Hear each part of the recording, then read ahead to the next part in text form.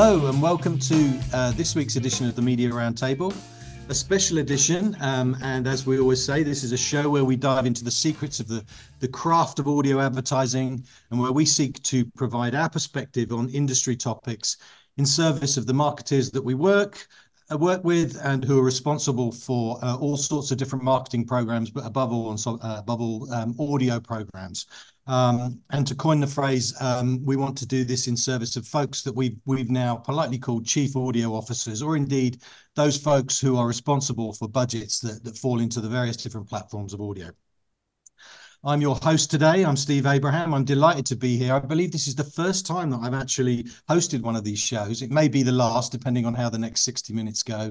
But I'm absolutely delighted to be here and to cover what, for me, is one of a very broad topic. As you know, on this roundtable, we tend to dive deep into a lot of industry topics along the lines of obviously deep into media, into messaging, into measurement, often very tactical areas of the business, and we get really into the minutiae, as I've said.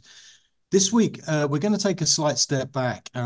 Over the past number of months, we've been hearing more and more from the different marketeers that we work with, and indeed industry folks, the much more sort of broader question that arises when we talk about audio, obviously with the advent of the space. And sort of all of the developments that have taken place over the past 3 or 4 years.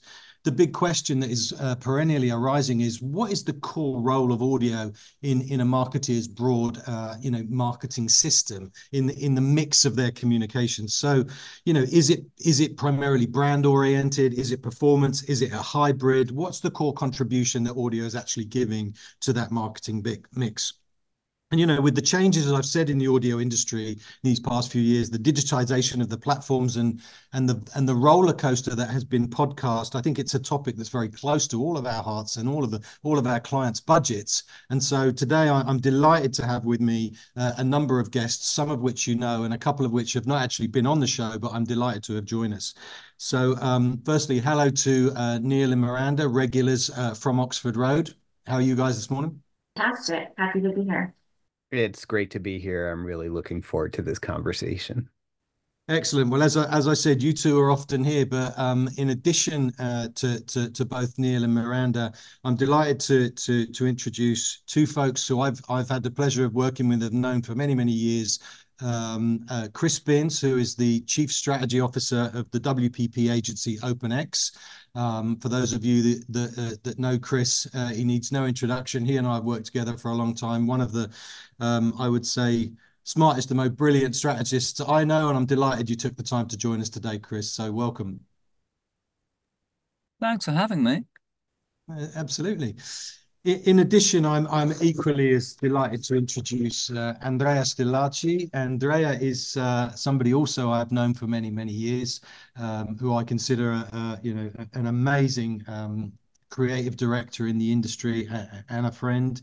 Also a WPP alum. Back in the day, was leading the creative operations of JWT and various different shops within the group. I believe I'm correct in saying, Andrea, and who is now the founder of the French independent agency based in Paris called Herezie, which is I'm not even going to list all of the awards and commendations that Herezie have had over the past few years, but congratulations on all the success you've had. And again, delighted that you've taken the time to join us. Thank you very much. My pleasure, Steve. Absolutely. So with that, let's get straight into it. If I may, Chris, I'm going to turn this question to you. You're in the hot spot, so I'm going to pose this question first to you. When we talk about sort of multi-channel imperatives in media today, and all of the different things that audio now represents, how have you seen audio as being a potential opportunity within everything that you're putting together with strategies for your clients? In short, I'm just going to get straight to the point. Does audio even rise up in the conversation early on in strategy developments when you're talking to your clients? And if so, in what context, and how important is it at the moment? Well, I think my view is that thinking about individual channels and describing them in certain ways is perhaps unhelpful in the development of strategy. So if you think about what people want out of the world, our old definitions of media have ceased to be useful probably around 1999, but we're still using them, right? Social, digital, TV, radio, audio, and. It's much more useful, I think, in the strategic construct to think about the context of the world around you, what's going on, and therefore what are the spaces in which you can create some kind of competitive advantage, disruption, opportunity for your brand. And I think when I think like that, I think the world is increasingly dominated by 6 or 7 magnificent black holes, that have this ridiculous gravitational pull on people's entire worlds. And I think when you look at the advice that people were giving about those black holes, even 10 years ago, it was everyone's doing stuff with the audio turned off. You don't need audio anymore. And I think the world has flipped. That world has flipped. And I think it's very interesting. And I think it's flipped for 2 reasons, right? Reason number one is predominantly sensorial and emotional. You have to understand that people go to things for emotional reasons. Right. And so if someone wants entertaining, or they want some light-hearted humor, or they want some uplifting music, or they want to go deep on a topic in a podcast, then they're going to go to a certain space for that stuff. So at one level, you've got the sort of sensorial and emotional driver. At the other level, you've got this thing that people keep on overlooking whenever you talk about audio, which I find fascinating. COVID's made people spend hundreds of dollars on headphones. And post that point, audio changed, and audio's role in people's worlds changed, because when you spend hundreds of dollars on a pair of headphones, you kind of want to use them. Yeah, you're going to be listening to stuff. Yeah, exactly. And then in that world, you sort of need to think about the difference between. It's interesting you talked earlier about the different things you cover on the podcast, right? You sort of need to extract yourself from the tactical and the transactional, and start to think about media in a different way and audio in a different way. And if you think about it from the perspective of, can I reach people? Yeah, you can reach people. You can reach people anywhere, right? You just think about it on the basis of, can I create magic? And is there an opportunity here? And you start to ask some very different questions. And I think that's where I think the conversation can and should and needs to go. Has it gone there? Not necessarily all the time with everybody, but media is not maths, and anyone who's looking at media from a mathematical perspective is going to end up with the wrong answer and no competitive advantage. Media is human behavior.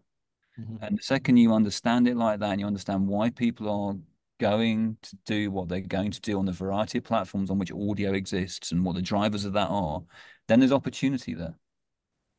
Well said. I think that's an interesting perspective. That's going to jump around some of the questions, because I think that opens up something very close to your heart, Andrea, regarding, from that perspective that Chris has mentioned, regarding sort of creative strategy. Are there areas that Chris has talked about, or areas that you've seen with clients that you're working with, that are now resonating more into the kind of choices you're making in terms of how creative is going to be developed, and whether or not audio plays a more important role in the development of creative? And I cite some of the work that you've done recently with regards to the Inequality Observatory, which I think is fascinating work that Heresie's done. Is there anything you're saying as within the conversations you're having with the brands that you deal with? Well, first of all, I fully agree with Chris when he says just our world is related to human behavior, and media is nothing if we don't put the spotlight on human behavior and we respect it and we observe it. And that is why I don't have a one single answer, because the way we look at things is like we take different shapes, like water takes from the glasses.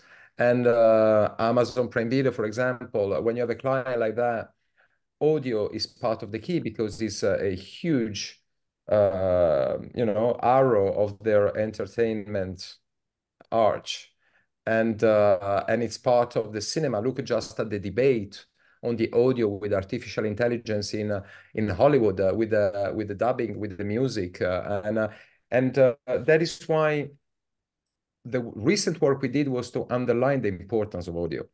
And that's why for audio, we call not just music, we call, dubbing, special effect. And we have created content out of that type of interaction. And or sometimes it's not in the brief. Sometimes the brief has nothing to do with the audio. And you say, well, That's great. Audio could be an analogy. Audio could be, a way to tell a story. And the reason why the radio that you light is an audio trick, an audio device that we put together to make people think about how inequalities in society can filter opportunities to people according to their social origins, and just trim and trim and trim and trim and trim. And that's why we use the radio and the multiple voices to create that. But that is an idea that came out, and there was not the audio in the brief. There was just how can we communicate inequalities in French society, and the creatives came out with an audio-driven idea. So there is not a rule. I think it really depends on the kind of window you want to use to enter into people's mind. But it's what really I noticed. There are two things that really struck me. One is, I don't know, guys, if you heard the Depeche Mode track made by artificial intelligence that came out a week ago, and this is not just goosebumps. That is a shock. That is a tsunami of perfection, and no human being touched that track. It blew me away, and then. Thanks to TikTok and the social, I'm amazed by the juxtapositions. I mean, we were not used for such a level of multiple juxtaposition between images and sounds. In the old days, you had radio, I go to a gig, I put on a record, I have my headphones, I enjoy. Maybe I hear some noises down in the street, but the multiple connection between Vivaldi and in the time of a scroll, you can find the audio trends, and the audio trends applied to visual playgrounds that have nothing to do between each other, and they can create and sparkle in your mind inspiration or emotions, or just something that you never felt before when you talk about that specific topic. For me, that's fascinating. I mean, I think that audio has never been so fast in reaching people and spreading with a completely new language. And as we often say on a sister podcast that we have, that our creative director puts together, called Ad Infinitum, audio has a much quicker response versus visual. I think it's half the time that you can get the sensory experience in audio than you can in visual. So I think that's very, very, very interesting. You said something really interesting when you were speaking, Andrea, which was it wasn't in the brief, right? And I think this is the heart of something that we're sort of getting to, which is audio in many instances is kind of an afterthought, right? How many times have we all been in pitches where the guys have said, "Oh, we should probably write a quick audio script as well for if they come in and they want to do something." Is this something you're still seeing with clients who kind of consider it an afterthought, or do you think, even though it wasn't in the brief, Andrea, how responsive was the client when you put this together, and is it now something that's higher up on their agenda as we move forward? I think the good news about this change that surrounds us is that it triggered curiosity into the advertisers, we tend to work with people that don't have pre-cooked thoughts, and they are open for innovation. They are open for different ways of looking at things, and but the starting point still, it's really, we are obsessed, like Chris is. Our work could be extremely simple, when you just free your screen, your mental screen, from all the artificial architecture that surround the marketing world, and you go straight on the bridge with people. And again, it's all about people. And audio is probably the trickiest expression of art, because audio is the most vulnerable one. If you go to see a movie, a long Eastern Europe arty movie of 3 hours, you can get bored, but you say, okay, it's fine. If you read Finnegan's Wake or Joyce, you go through it. You know, it's an effort. It's an investment.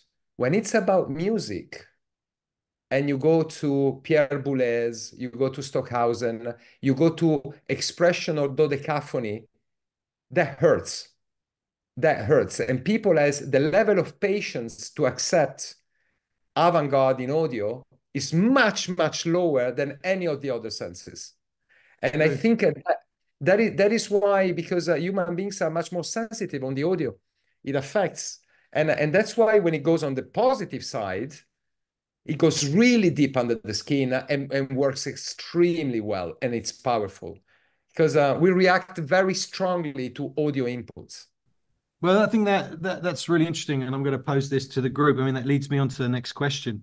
In terms of the sonic branding discussion, what advice can you bring to give to clients who are sort of considering it, who perhaps only ever really worked in the visual space, and how do you start those conversations, and what are the trigger points to get them to move into it? Because we all know the power of it.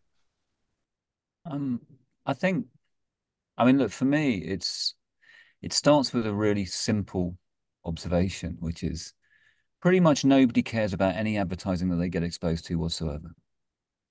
And so you need to make it ridiculously easy for people to pay attention, to engage, to listen, to enjoy, be challenged by it, to Andrea's point, right? And in order to do that, you do need fluid devices that are going to work as a connective tissue. Mm-hmm. And the reality is that increasingly there are a variety of different spaces that are not just visual, but they are visual and aural, or they are just aural, which is really interesting. I think that point about audio being the most challenging of the senses and the arts in an avant-garde space is a really well-made point. It's very hard it's very easy to do it very badly, right? And it's Absolutely. very hard to do it very well. And that, I mean, you can at some level go back to some of the classics. Intel Inside. I mean, honestly, it's genius, right? It's absolute genius. And I don't know what it is. It's 3 notes or something, isn't it? 3 or 4 notes. 4 notes, And yeah. and so for me, that conversation is starting to come back Yeah. as connective tissue of aural branding, which I think is very interesting. Do you think it was lost for a while? Yeah, I think it was lost for a while, partially because people were told that everyone was consuming social media with the sound turned off, which to a degree was correct, but that has changed, right? I think TikTok, to a degree, YouTube. I mean, people underestimate YouTube, right? TikTok and YouTube have changed that quite fundamentally, I think. Yeah. But I also think, there's a really interesting point about the world around us, which is a visual overload. The world around us is visually overloaded because of honestly, at some level, because of the revenue model of the defining apps of this generation, right? They have to lay a visual revenue into their constructs, which means that people spent a lot of time focusing on how to win in a visually overloaded world. And instead of asking a question, well, maybe we can win in a different world, which I think is back to Andrea's point about if you can make something avant-garde in that world that cuts through, then you just you're changing the game. Yeah, I wanted to ask actually because I want to ask Andrea his thoughts. And Chris, it kind of goes back to your point of during COVID, all of a sudden people are spending hundreds of dollars on headphones, right? And I actually, because we had a pre-meeting and I looked it up, like I looked at Statista data and it like clearly shows. And it actually happened a little bit before COVID when the Apple decided not to include headphones any longer with their devices. But I mean, how like now audio is so personal because it's on your ear or it's in your ear. How does that affect kind of how you approach audio from a creative perspective, or does it? I think that the main point for me for audio, I would separate the technical point that is the quality of the sound, the noise reduction system, how people can have and interact more with sound with high quality from the conceptual one. And what really drives my interest is the conceptual one. It's where an audio and but even the soundtrack out of the awards. I love the awards on Audiocraft because Audiocraft a bit more than edit, edit or color, because Audiocraft, you can really be avant-garde. I mean, remember the perfection, and you can play every single inch and second of Guinness Surfers, and the audio craft and the depth of Guinness Surfers. It was not just a soundtrack; it was a whole world made by several layers of emotions, and that for me, it's perfection. When you manage to create and handle audio from a conceptual point of view, and you have such a big palette at your service of things that you can do, and that's magic. And that is why the conceptual part of and that's why I go always back to the avant-garde, always from these guys that in the 50s were just injecting concept and mathematics and architecture into musical scores, and trying to turn them into something different. And nowadays the technology is going in that direction. It's injecting, they are playing, and as Chris said, of course, it's not the time of anymore. Okay, digital and social, they have the volume out. No, it's the opposite, and really makes you, when you scroll on TikTok or whatever, very often is the audio that stops you, because it gives you a key of reading the image that really grabs your attention, completely unexpected. And that's why I think it's a very, very interesting moment for using music as concept and not just entertainment. Obviously, we've gone conceptually into all sorts of different wormholes and black holes on this. I just want to bring it back a little bit, nonetheless, however interesting these areas are. At the recent Heard conference, Mark Ritson was heard emphasizing, audio's pivotal role as the ultimate sidekick in marketing.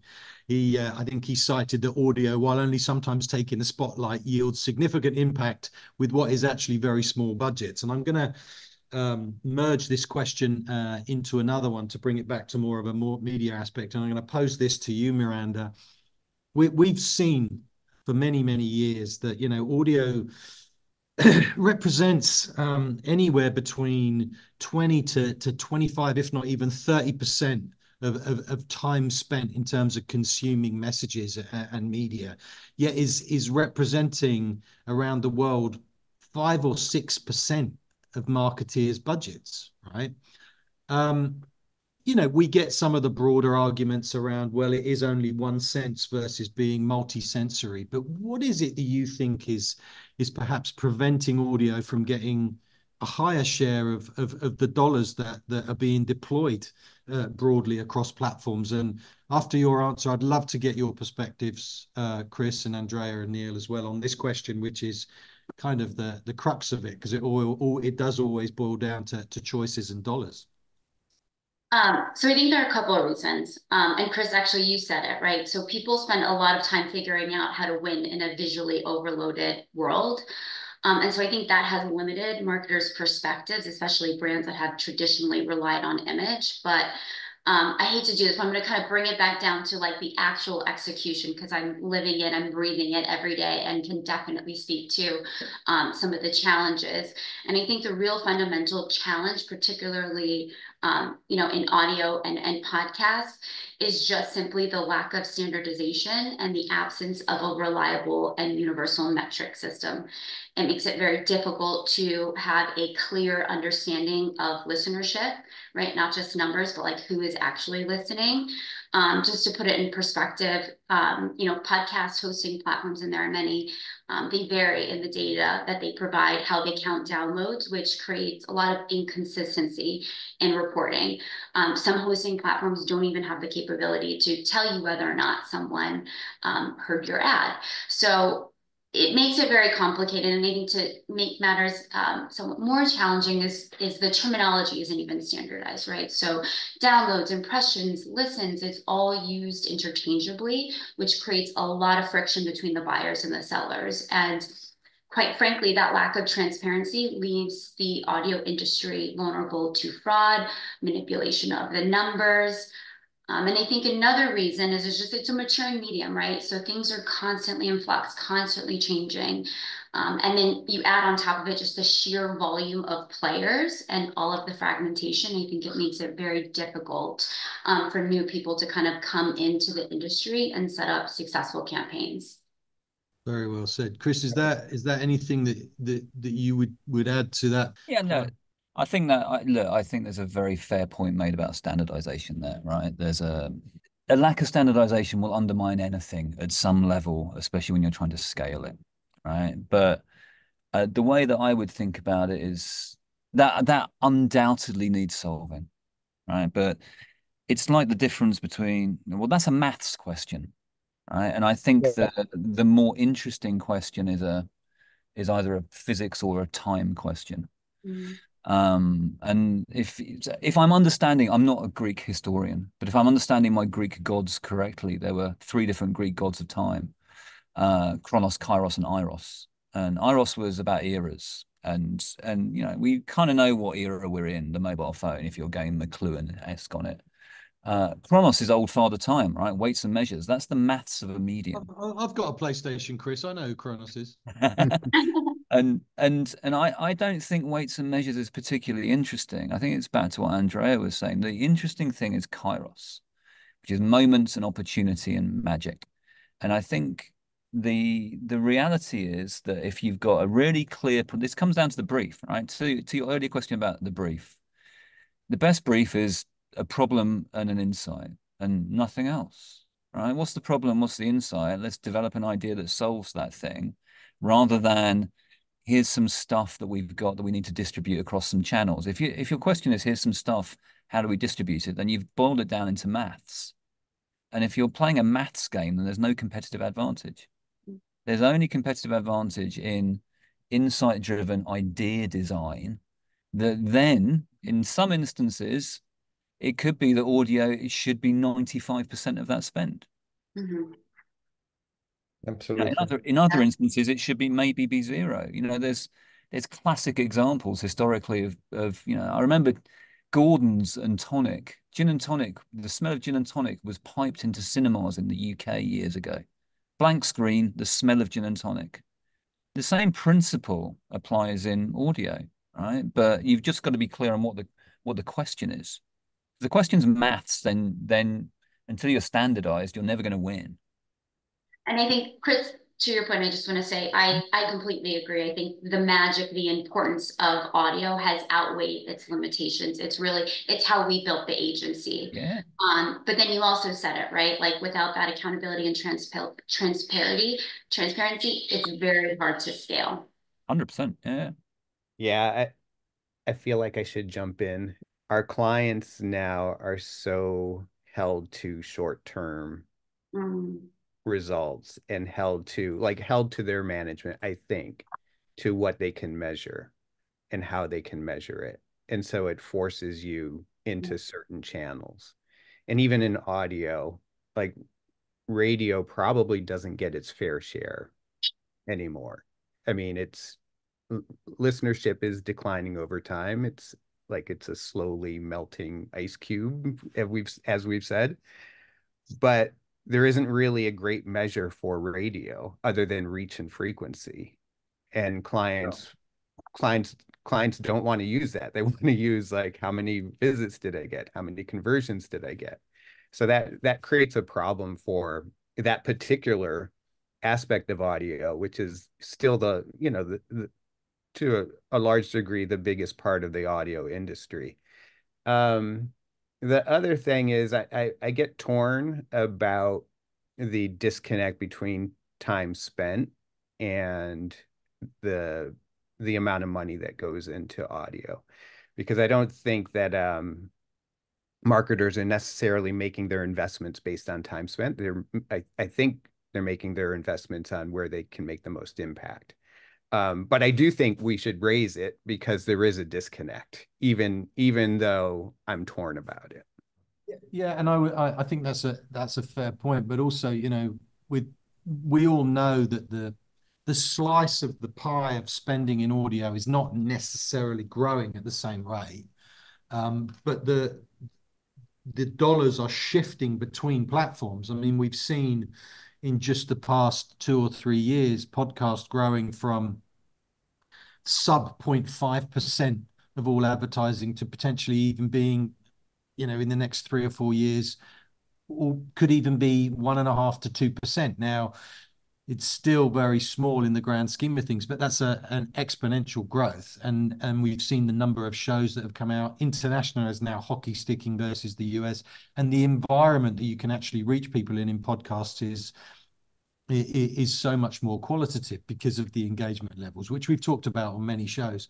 I guess the scalability is going to come over time. Do you think the reach question is going to enter more in there now that we've seen in a recent report, that you can reach almost 50% of adults in the US through podcasts across a month period? Do you think that's going to change in terms of how clients are thinking about subdividing those dollars? Neal, have you got any thoughts on that? Well, I have a perspective on this because I think a lot of the audio industry to some extent, I think, is doing itself a disservice because they're conflating listenership with the ability to deliver a reach number. So 50% of adults 18 to 34 are listening to podcasts, but I can't reach that many. I mean, how many thousands and thousands of podcasts would I have to actually buy to achieve that reach? So I do worry about that because to the same degree in radio, we're saying, oh, radio has higher reach now than television. Yes, in theory it does. There's higher listenership now to radio than there is to television. But I know I can't get much. I know I can achieve a greater reach in television versus radio. I know I can. Well, perhaps it brings back to what Chris and Andrea were talking about. It's not necessarily a math game, right? We know we can get large numbers through broader platforms, but the quality element that audio can overlay is going to be more successful in kind of hopefully stimulating those behaviors in consumers to make a difference because they're engaged in a different way. We always liken podcasts to the closest equivalent of word of mouth that there is out there in terms of being a paid media environment, and perhaps that's the aspect that's triggering its success. I mean, I think that, I mean, this dates me, but when I first started in this industry, I mean, it was mostly television, sprinkling on some print, and then print got replaced by digital, et cetera, right? But way back when, we would actually apply, factors to television day parts based on attention. So we would consider that prime time had much higher attention rates than early morning. And I don't think we're there, that same kind of level of discipline, I think, has been lost. We're just looking at reach without considering the attention or, the value of the impression behind that reach. So I think that's something the industry has to figure out. I mean, I'll argue that a podcast impression is much more valuable than a radio impression because, people are like leaned into listening to a podcast. They're spending 45 minutes, an hour, whatever. The host is engaged with the products that they're selling. So, we've got to try to factor that into the equation at some point. So I think it's something that is a challenge right now in terms of valuing that not all impressions are created equally, and we need to put greater value on the impressions that are going to do more for driving business. So with that, and kind of bringing it around to the beginning of what we were talking about in this podcast and the general role of audio, do you think clients' ears are pricking up more, Chris and Andrea, with regards to the importance of the platform? And as you're working on briefs for your clients, do you think they're more open, or is it more of an I take it back to a previous question. Is it still an afterthought, or do you think over the next few years we're going to see an even newer and reinvigorated revolution into how clients think about spending their dollars in audio? I mean, look, from my perspective, I think audio is more of a conversation. I think that's true. I think the if I was to boil it down into the podcast element of that conversation, because I think Andrea made some very good points about audio in some differing environments earlier, which I think is fundamentally important to the overall health of the ecosystem, actually. Honestly, I think the thing that will solve it is when there's better work in the environment. Yeah. I think there's some very mediocre work that gets delivered through podcast as a medium. And that is not helping some of that conversation. Well, let me ask you a question then, because the work is often defined by the task. Do you feel that podcast leans more? This is an existential question, but do you think it's a brand play or a performance play? And one can always say it's a hybrid of the two, but where do you sit on that? It's not a hybrid thing. It's more a question of understanding that you've got a problem and you've got a way of solving that problem. And depending on the way of solving that problem will depend on the role for the thing within the overall construct. I mean, look, at some profound B2B level, I still fundamentally believe somebody in a B2B environment could win in podcasting. There is a huge opportunity for someone to nail that environment, probably more than one brand, to be perfectly honest. And I don't know who it would be, and I don't know what it would look like, but you know, there's something in there that could be really cool and interesting. I think at the other end of the spectrum, you get a lot of very transient, pretty poorly scripted and thought through work that is undermining the perceived quality of the environment. I agree.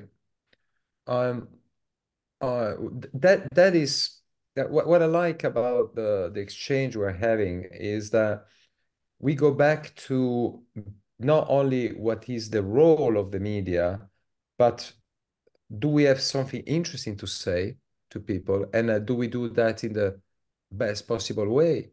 So it's show me how good you are. You know, I'm there. You're a brand. Show me how good you are. Show me how good you are in understand me, in giving a simple message. And the role of audio. I mean, you are media guys, and I think that audience is a pretty important word for you. And audience come from Latin, and it's a word that comes from audientum, and it doesn't come from visio, it comes from audio, audientum. That is the present participle of audire. So the word audience comes from audio. Yeah, that's the origin. That's from the Latins. And now it became an audience of everything, audience of a movie, audience of whatever. But the origin of the word is audio. yeah. And that is why I think it's interesting to put back the audio at the center of where it was.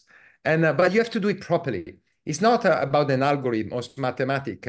I mean, Netflix, when it does to-doom, the to-doom of Netflix, you feel great at home. You know, you're there with your blanket, you're tired, and you hear to-doom. You feel better. Maybe the film is shit, the series is bad, sorry for the word, but you feel great, you know, to-doom. And that is what is fascinating. And as Chris was saying, there are huge opportunities on, but you really have to walk the talk and not just you talk about audio. What do you do with that? And how you twist it, how you can create something new. And in content, in podcasts, in the way you tell the stories. There are podcasts in Italy that are huge, and it's just about crime novels and crime, but the way it's been brought to life, it's good, it's perfect. It's, you don't need the visual, it's so perfectly done. So I mean, let's put audio back into audience. I mean, that is that is a kind of a cheap line, but I think that there is quite a lot behind that. Yeah, I mean, that's a fascinating perspective to look at it, and you kind of brought everything full circle. I mean, well, you know, arguably, radio was the first big broadcast medium, uh, um, gone through tumultuous history, and we're coming back out the other side with a new revolution. And I think, you know, just to summarize a few things that you've said there, we've gone into some pretty interesting areas, talked about sonic branding, talked about you know, the difference between how much you know, consumers listen to and how much marketeers spend. If we were to sort of just wrap this up, what would be a couple of words? Well, two things I'm going to pose both to Chris and Andrea, and it's just a couple of questions to finish this off, and I'll hear from Neal and Miranda as well. What would be a final piece of advice that you would pose to some of the clients who are first thinking about going into audio? And then what's a couple of recent podcasts that you've listened to that you could thoroughly recommend for anybody out here? Even though most of the people who listen to this show are deeply entrenched in podcast, I'm always fascinated to hear what people are listening to. In terms of you know, I'm Italian, and one podcast, and of course, is is about crime scenes, and what drives me is when they mix sound design and stories, when they create depth about the listening experience. That is why I remember, Chris, there was a campaign, they won a Grand Prix from the New York Times that was by another, it was Droga 5 or something, that it was just about graphic and sounds. And it was telling that, you remember, it was a Grand Prix, and it was just about the efforts the journalists do. And it was like a truth is worth it, something like that. And in terms of sound and audio, it was a great, amazing example. So if I have to just an advice is just make an effort and go beyond the surface. I mean, and they a lot of advertisers and clients, they tend to swim, and sometimes they should dive. And because you know, and well, because when you swim, yeah, it's easy to swim, and you make it's a good for your body, and but when you dive, you discover. And that is I think that that is the advice for me, even in the audio world. Don't just swim, just dive, and ask to your agency to dive, ask to your creatives to dive, and they will come out with pretty beautiful pearls. You gonna top that, Chris? No, no one can top that, can they? But But it's just common sense, I think. yeah, no, it's a lovely analogy though. Look, I think the advice I would give is it's all about human behavior. You know, to steal from Björk. And I think that for me, it's just that simple. Understand what human beings are doing, what they're up to, and our job is to move them.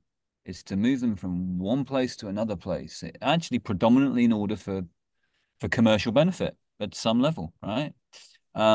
Generally, you know, the vast majority of what the advertising industry does is commerce. Some of it is higher order, but the vast majority is commerce. And I think that if you just stick by that, then you'll be in a pretty good place. You know, I think, and if you want podcast recommendations, I mean, so there's a lady, there's an amazing woman called Professor Hannah Fry, who has a podcast, a BBC podcast called Uncharted, which talks about all sorts of weird and wonderful stuff, you know, happiness, aging, all of those kind of things. I'm kind of into weird exploratory things. I would say I mean, broadly, the only two that I listen to are hers and the FT Daily News podcast. Need Chris. Brilliant. Neal, Miranda, have you got anything else to add to that as we begin to wrap up this show? I'm not going to top either of those, but what I would say is I think there's a good reminder that I think we're often thinking from marketer to consumer, and we need to reverse it and think consumer to marketer, like and the fact, like Chris brought it up, like the explosion of headphone sales that occurred during COVID. How are we engaging with the channel? How does that inform the creative?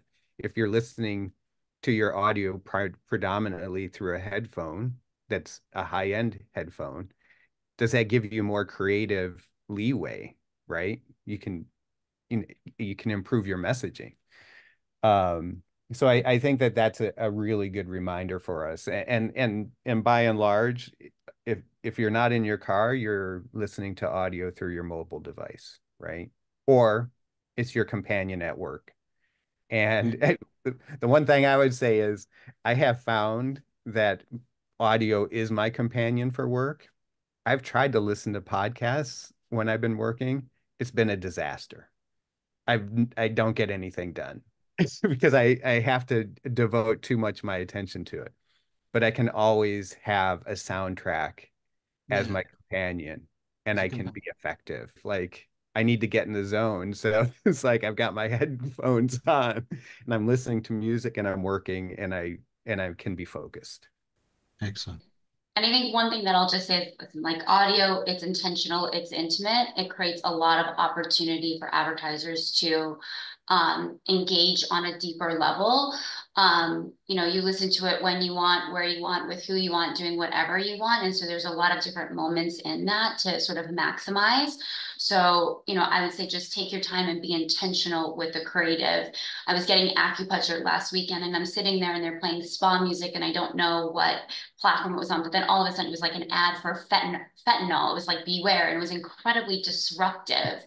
And I was just thinking, like, what a missed opportunity, right? Like, just as how disturbing that was to me as I'm sitting there trying to relax, like it could have been a moment for an advertiser to really capture that. And so just be intentional, especially with the creative and with who you're trying to reach. Well, I don't know about you guys, but I found that last 60 minutes to be fascinating. We covered a plethora of topics, all rooted in the core question of what is the role of audio in marketeers' ecosystem and mix of communication channels. For those of you who are listening, who are responsible for audio budgets or considering the medium, based on the illustrious panel that we've had today, as you're thinking broadly about how you enter into it, be intentional about what you're doing in creative, and understanding how you're deploying your dollars. You can get an enormous amount of value from the audio mediums. It shouldn't just be an afterthought. And to quote eloquently, or to be as eloquent as Andrea had said, you don't need to just dip your toe. It's not expensive. You can get huge value. Dive for those pearls, and we are confident that you'll find the kind of value that you expect out of deploying the dollars into the audio platforms. So with that, I want to thank you all for joining the Media Roundtable this week. I think it's been a fascinating conversation with an eclectic and exciting mix of guests. And just to sort of say, this podcast is brought to you by Oxford Road. We want you to succeed in audio. We want you to use influence for good with the audiences you reach. As members of the marketing community, we have the power to advance these voices that don't just entertain, but actually edify and can consolidate what it is you're doing. We want to build bridges across differences and preserve fair-minded discussion around the most important topics of the age. And this is the place where you can find that conversation. If you're a marketeer looking to align your brand values with extraordinary business outcomes, reach out to the agency Oxford Road by visiting oxfordroad.com and subscribing to our weekly newsletter, The Influencer. We'd love to hear from you. We'd love to talk to you. If you have any feedback or suggestions, please do not hesitate to reach out to us at info@mediaroundtable.com. We have a whole host of different other media environments that you could listen to. I want to give a shout out to Stu Redwine, who hosts our sister show Ad Infinitum. It's a wonderful environment for you to listen to learn all about the various different creative opportunities and the creative discussions that are going on place within the audio world. So with that, I want to thank our illustrious guests this week. Thank you, Neal. Thank you, Miranda. Thank you, Andrea, CEO and founder of Herezie. And thank you, Chris, from OpenX. We value all of the insight and information that you've brought to this show. You've made it a wonderful conversation. And as a final piece, I just want to give a shout out to a specific passion project for Andrea that we've talked about. It's called The Intrusion Project, and you can find it at theintrusionproject.com. I'm not going to go too deep into it. I would encourage you all to go and take a listen, but suffice to say, it is an amazing documented piece of history around some events that took place in Italy in the 70s with regards to the broadcast industry. A fascinating project I would encourage all of you to take a look at. Thank you for that, Andrea, and thank you for all of you for listening. Looking forward to the next show, and arrivederci.